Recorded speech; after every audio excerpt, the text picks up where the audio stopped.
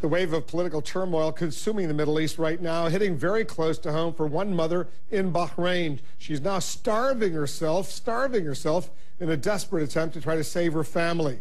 Here's CNN's Amber Lyon.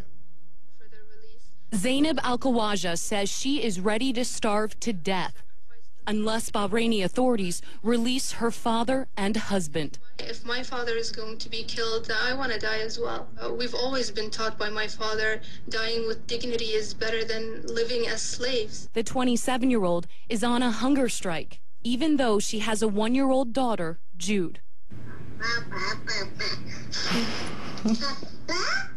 She's looking at this picture of me and her dad. That's why she keeps saying, "Ba, ba, ba, ba." It's really funny. Look at this one. He's always doing funny things to make people laugh. How can you starve to death and leave your daughter to be raised by someone who's not her mother? If it was just about my daughter, I would never do this. I'd rather spend every day of my life with her and see her grow up. But on the other hand, I'm not willing to stay silent. A week ago, security forces burst into her home searching for her father, Abdul Hadi Alkhawaja, a prominent human rights activist. They started beating him severely, and they dragged him down the stairs, threw him on the ground, and 4 or 5 men were kicking him and punching him, and one of them had his hand on my father's throat the whole time. And the last thing I heard my father say was that he couldn't breathe. He was gasping for air and saying that he couldn't breathe. Security forces also took her brother-in-law and her husband. And Zainab's family is not alone. Human Rights Watch says Bahraini police forces have detained more than 430 people in recent weeks, often violently, late at night, using armed, masked security men. 4 people have died while in custody in the past 2 weeks. Karim Fakwari, a blogger and founder of an opposition newspaper. Human Rights Watch says photos of his body show disturbing signs of torture. Bahraini officials say he died of kidney failure. The U.S. State Department is calling for investigations into these deaths.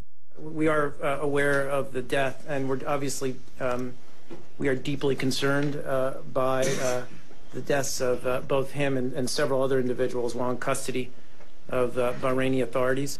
And we would call on the government of Bahrain to conduct complete and transparent investigations into all these deaths.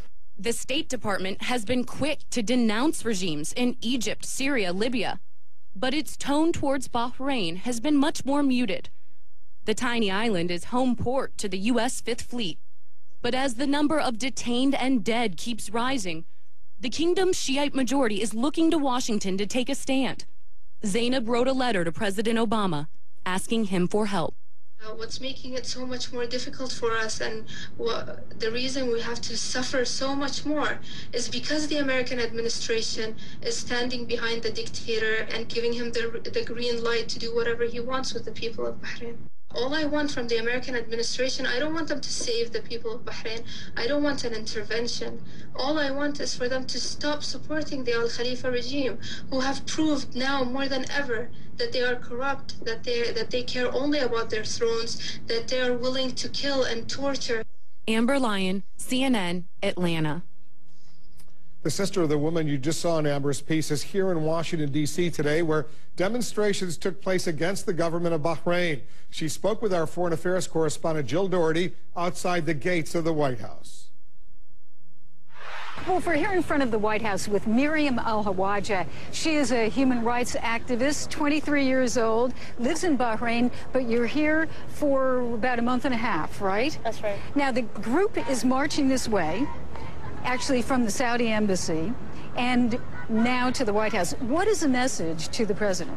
Well, the protesters in Bahrain believe that the U.S. is directly complicit in the violations taking place in the country. And complicit in what way? Well, I mean, everyone knows that the GCC countries and Bahrain in particular are very close allies to the U.S. government, and the U.S. has yet to take a strong stand against the violations happening.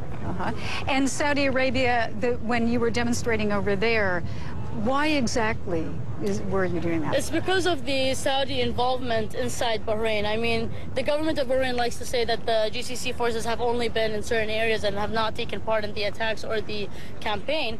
But according to testimonies made by the citizens of Bahrain, the Saudis have actually been very complicit in taking part in the campaigns of attacks and terror. And have you had any word of your father? No, not so whatsoever. Well, that must make you very worried. Definitely. I mean, as a human rights activist, I've documented many cases about the kind of torture that takes place within the Bahraini prisons.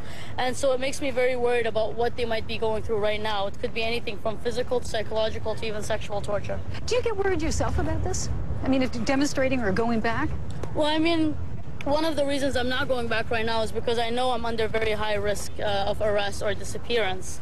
And I think I play a much more important role here by bringing the message from Bahrain and making sure that the Bahrainis' voices are heard. Okay, thank you very much. Thank you. So Zainab Alkhawaja, human rights activist from Bahrain, and back to you, Wolf.